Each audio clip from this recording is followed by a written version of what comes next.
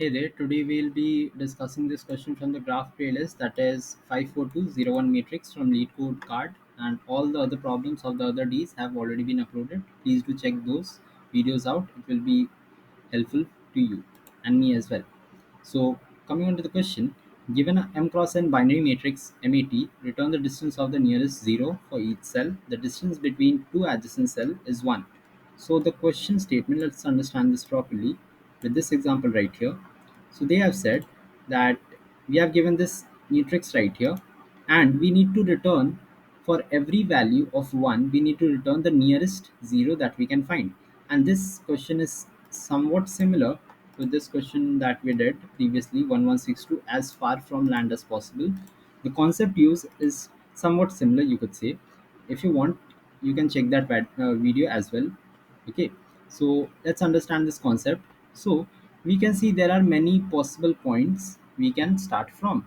This is this one, and these as well. So what do we need to do? We can actually do a very brute force, that is we can start from every zero, and I will try to find out which is the one that I can reach from this zero in the nearest possible time. I'll do a BFS. I'll go up, down, left, and right in the directions and try to find a one. So it will take a bottom move, and it will move right, and it will see that okay, it found a one. Now what will it do? The number of BFS traversal or the levels it traveled will be updated here, right?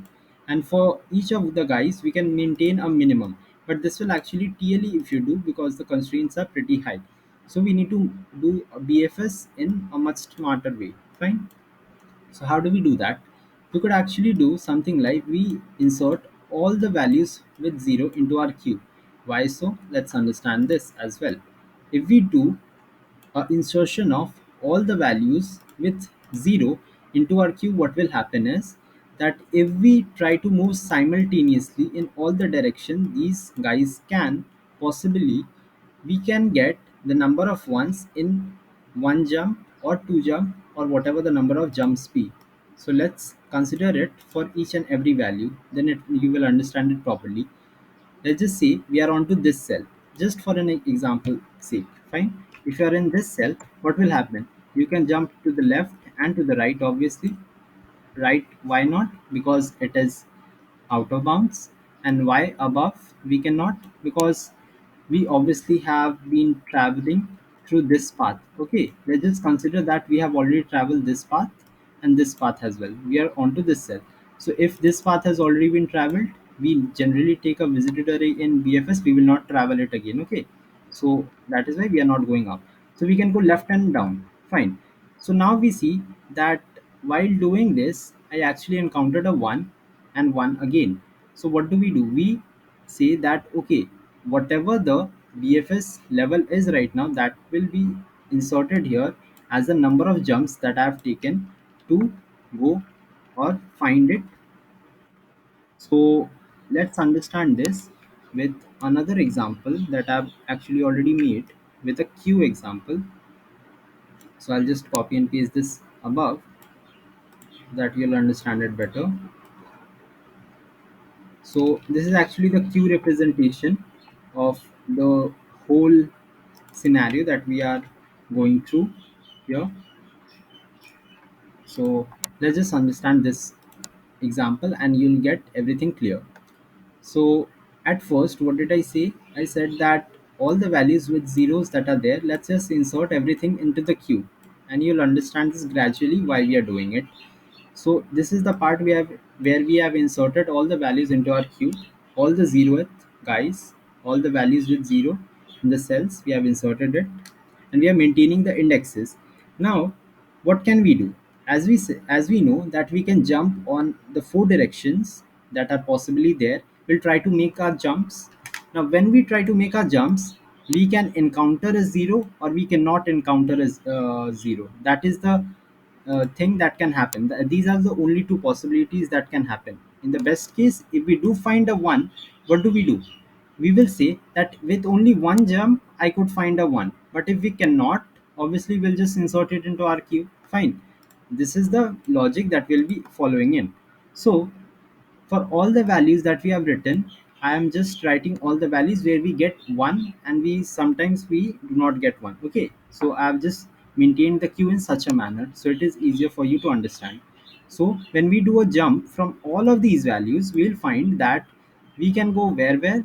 So we can go 3 1, we can go to 3 3, this is the position, and we can go to 2 comma 2. So these are the position we can travel if we do a BFS on all the direction from the possible guys that we have into our queue. And I've made it pretty short. Okay, there will obviously more calls here, but I've not written it since it would not make any sense for you to understand those part right now. If you understand this, it will be clear for you, even if you have much more values into your queue. Fine. So this will be an easier example for you. So if you jump on all the four direction, you'll find these guys. So that is what I have written into our queue.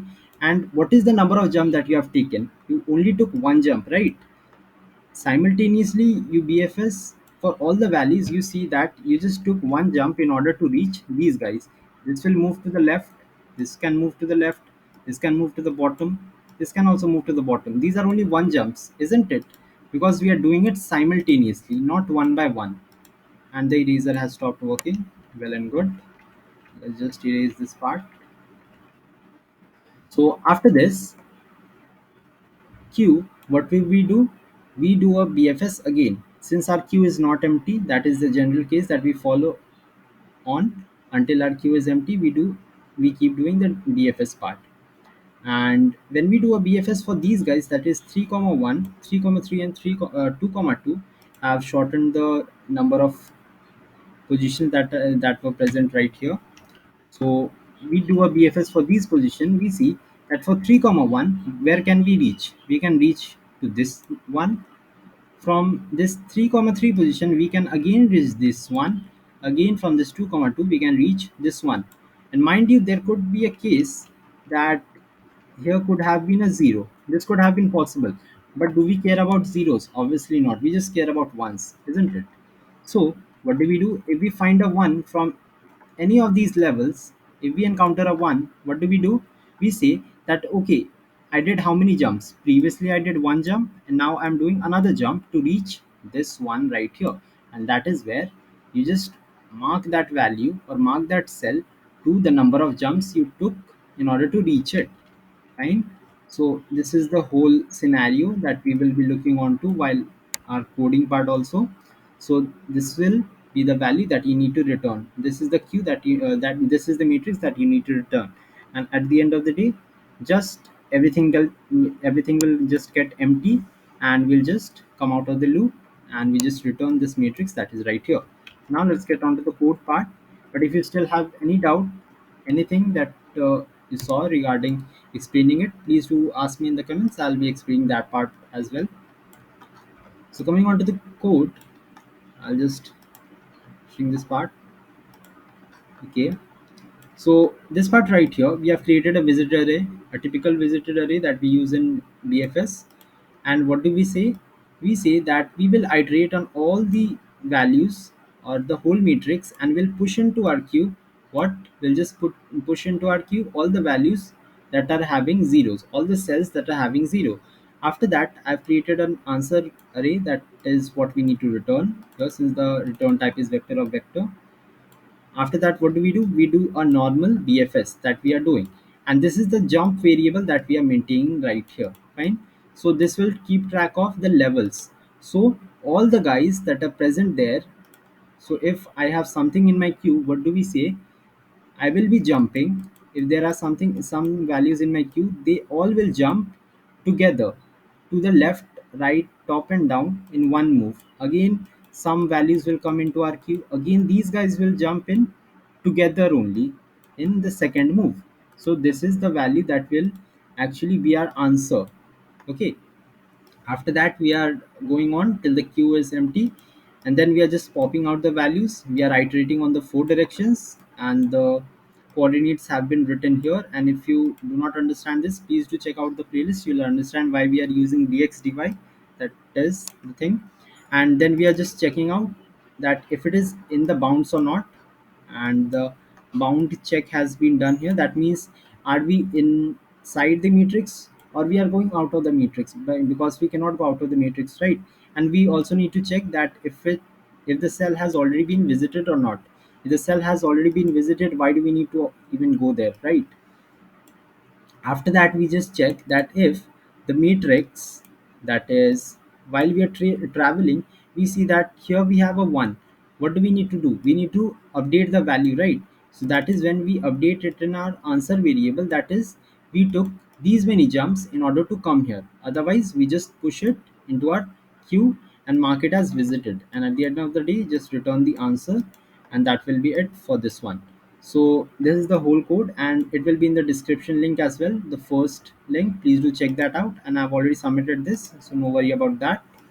And yeah, if you did understand this question, so please do like and subscribe, and yeah, thank you for watching.